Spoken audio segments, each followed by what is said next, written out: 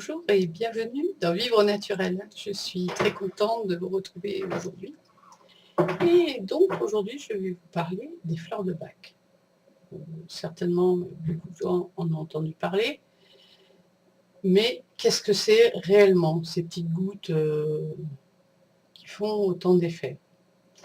Alors, je ne vais pas rentrer dans les détails de l'utilisation pour chaque remède, parce que là, ce serait une encyclopédie. Mais je vais vous expliquer un petit peu les grandes lignes de comment ça a été créé, perçu, pourquoi, comment on s'en sert. Le docteur Bach était un médecin homéopathe, et pour lui, les affections graves ou chroniques proviennent de problèmes affectifs ou émotionnels. Alors, je vois déjà qu'il y a beaucoup de gens qui vont lever les yeux au ciel, on a déjà entendu ça 100 fois, etc. Mais pour lui, c'était ça. La maladie, c'était l'expression de mots intériorisés. Et plus tard, il y a Freud, qui était son contemporain, qui a confirmé également cette thèse-là. Nous sommes malades car nos défenses immunitaires sont tombées. Et pourquoi elles sont tombées? Parce qu'on n'est pas assez costaud. C'est-à-dire que, normalement, quand tout est équilibré, notre corps a la capacité à trouver les réponses nécessaires en lui pour surmonter des agressions épisodiques. Mais si on n'est pas au top, qu'il y a du stress, de la fatigue, une baisse de morale, ça ouvre la porte aux infections qui s'en donnent un cœur joie. C'est peut-être un petit peu schématique, mais si on est fort, on vainc. Sinon, et s'il y a des facteurs aggravants pour notre santé, l'alcool, le tabac, et Dieu sait quoi, la dépression, etc., ce sont des facteurs qui nous affaiblissent et donc on est malade.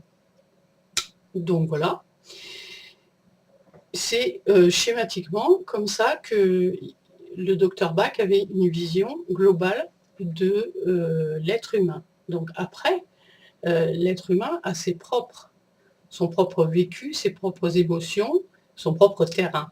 Chaque individu est différent, on ne peut pas généraliser. Donc, le docteur Bach a défini 7 états d'âme, qui sont la peur, l'incertitude, l'indifférence, la solitude, la dépendance, le découragement et l'altruisme. Alors pour lui, ce sont des états d'âme négatifs qui entraînent des émotions négatives. Alors, c'est-à-dire qu'à l'intérieur de chacune de ces émotions génériques, ça se décline sous différentes formes. Alors, vous pouvez trouver étrange effectivement que l'altruisme, qui est plutôt une qualité, et la solitude soit une émotion négative.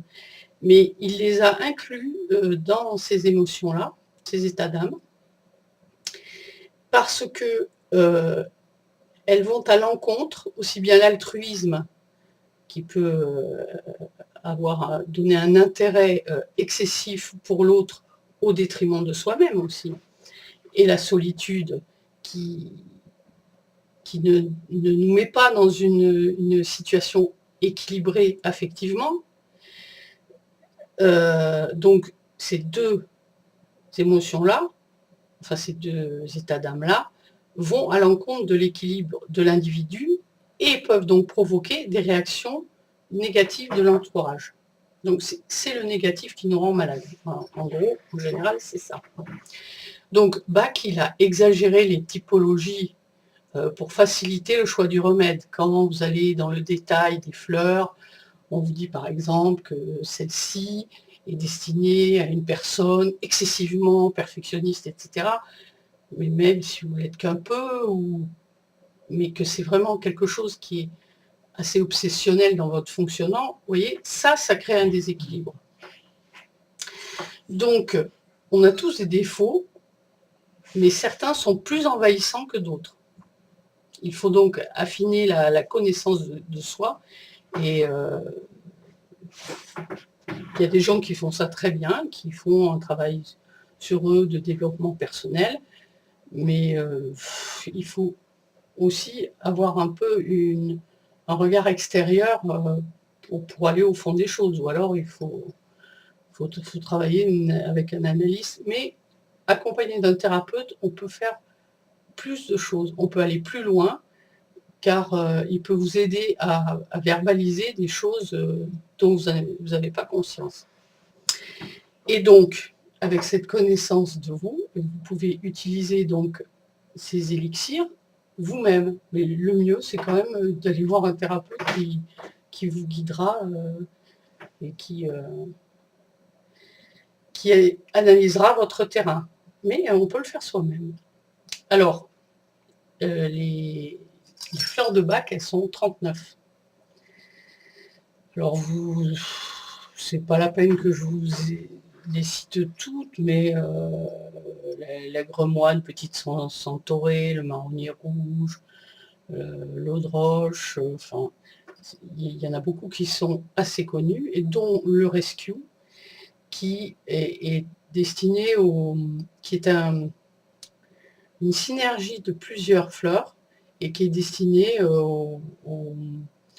à des moments de stress, d'angoisse, par exemple les examens ou après une expérience difficile. Et souvent, donc, les fleurs, elles ont une action soit immédiate sur le moment, soit après pour évacuer. Voilà, et donc les fleurs de Bach, c'est... Après, il faut rentrer dans le détail, elles ont été choisies selon leurs propriétés. Et il y a plein d'élixirs floraux aussi qui sont très bons pour la santé. Donc ça, on peut en parler à l'infini. Et si vous êtes intéressé, il y a beaucoup de livres qui sont très bien faits là-dessus. Voilà, si vous avez des questions, n'hésitez pas à les laisser en commentaire. Et moi, je vous dis à très bientôt pour une prochaine vidéo.